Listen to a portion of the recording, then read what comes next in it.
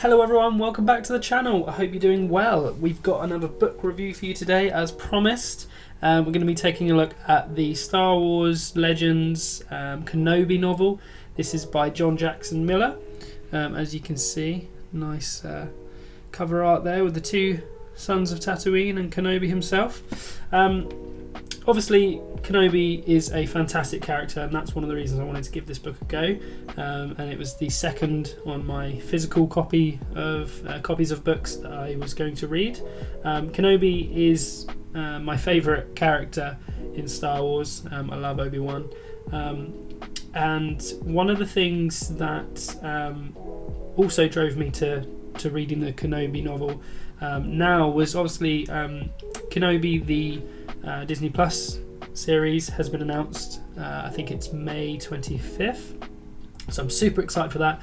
And because we're getting into that similar kind of era of Kenobi, in between Revenge of the Sith and A New Hope, when he's on Tatooine, I wanted to dive into this and try and finish it before then. I finished it a lot sooner than May, so I kind of almost panicked kind of on the hype of Kenobi. I'm so excited. So I finished this book, and I've also just started listening to the Audible book of Revenge of the Sith, that novel, to dive into the lore also of that kind of similar time period. Excuse me. That was because of watching Star Wars Theory, and he'd mentioned so many times Revenge of the Sith, the novel, gives you so much extra lore, and just the way it depicts the same scenes from the movie in book form. It gives you different details, it gives you different outlooks, and it's more rich in kind of the detail as well than obviously they could get on screen with the time they had. I remember watching the interview they did on the podcast with the author, and ever since then I was sort of thinking about that in the back of my mind, and as soon as I knew Kenobi was coming out, I thought I'd give that a go at this time. So as I said, there's the book art, fantastic look. One of the things I'll say is, if you're a big Star Wars fan or a big Kenobi fan, it's definitely worth a read. It's a really easy read in terms of the words used and the phrasing. It's very heavily our universe of speak. It's very rarely any kind of Star Warsy term that you can't just whisk through. It's not as technical as Plagueis was. Darth Plagueis, the novel, had a lot more technical language in it. This is a lot of human interaction.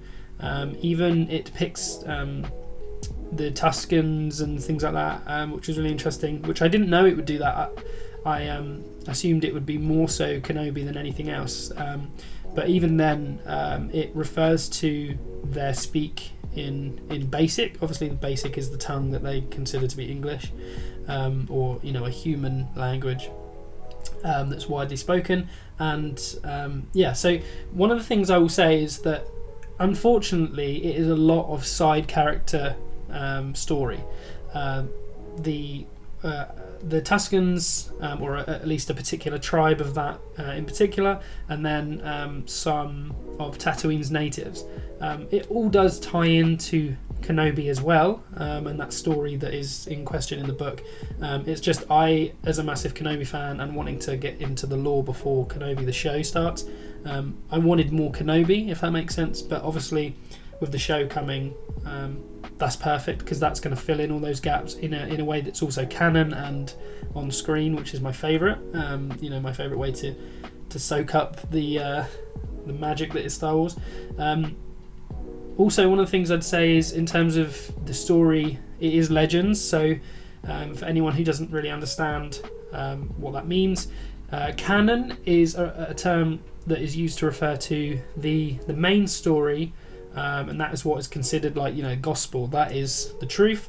And then Star Wars Legends are stories of legends about the characters in the Star Wars universe, but they aren't necessarily fact in canon. Meaning, for example, if in the Obi-Wan book he does something, he goes to another planet and does something, that doesn't mean that it happened in canon. So for example, with the Kenobi show, that is considered canon, so anything he does then is considered the real sequence of events that leads up to A New Hope. So if, for example, in Kenobi something happens that contradicts something he says in A New Hope, that would be in one main timeline, whereas in Legends he can kind of do what he wants, and it doesn't affect the main story, or you shouldn't consider it to, basically. So one of the things that I'm really excited about with the Kenobi show is we've just seen the trailer, and when that dropped, obviously everyone is going nuts, but he does go off world, so that's something that people were wondering about in terms of canon, because never before in the lore, as I understand it, did Kenobi leave Tatooine in between the years of Revenge of the Sith and A New Hope, and there's 20 years I believe, and Kenobi, the TV show, is going to take place 10 years after Revenge of the Sith.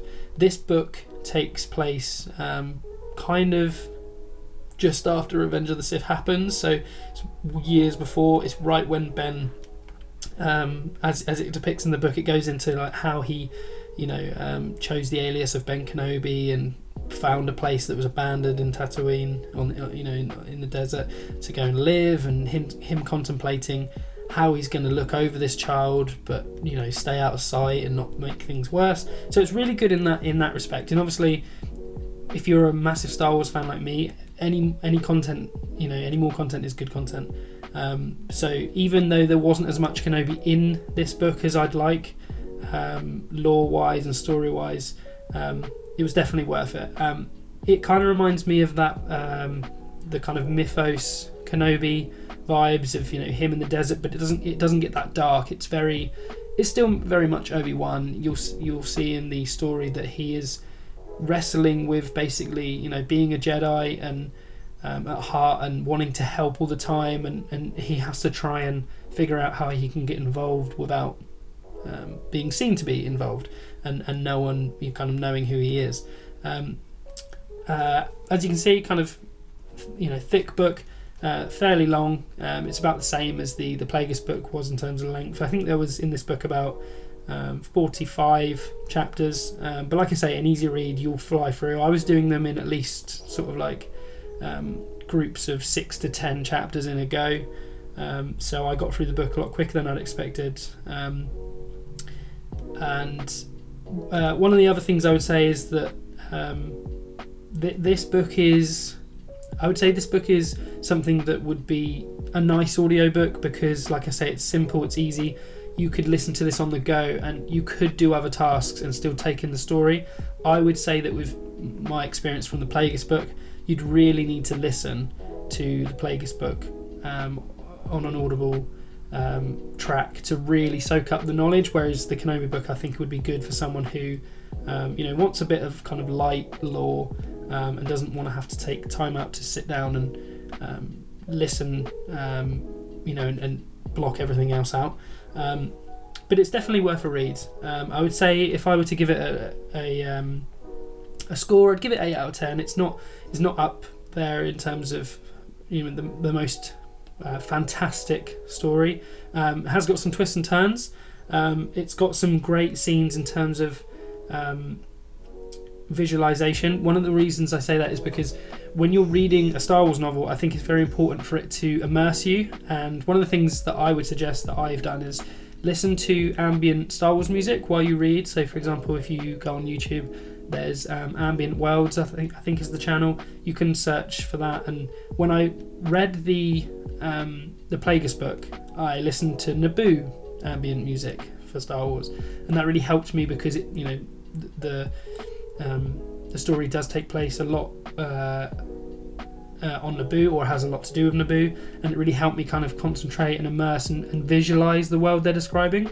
I did the same with this book and searched for a Tatooine one, and this book and Plagueis does a really good job of world building and kind of making you picture the desert around the characters and Mos Eisley and all the other things that are referred to.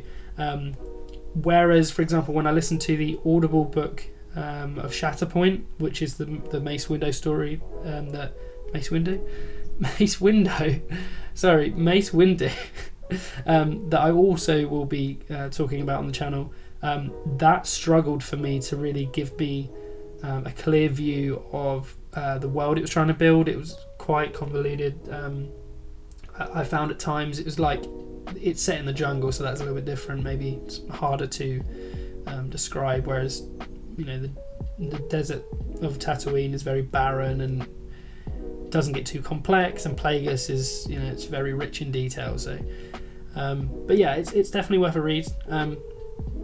I would say that if you're going to read it before Kenobi comes out, as I am, and I expect most of you are very excited about Kenobi, and just dipping into everything Kenobi right now and everything Anakin around that time. It does touch on some of those things in this book, but nothing too in depth. That I'm hoping we get some really juicy bits in the Kenobi show. So yeah, that concludes this little review of Kenobi by John Jackson Miller, and I hope you've enjoyed that review, guys. If you're new to the channel and you like this video and this kind of content, do leave a like and subscribe to the channel. It really helps me out and you won't miss any of the content to come. But as always, guys, I'm going to leave you with that one, so take care and I'll see you in the next one.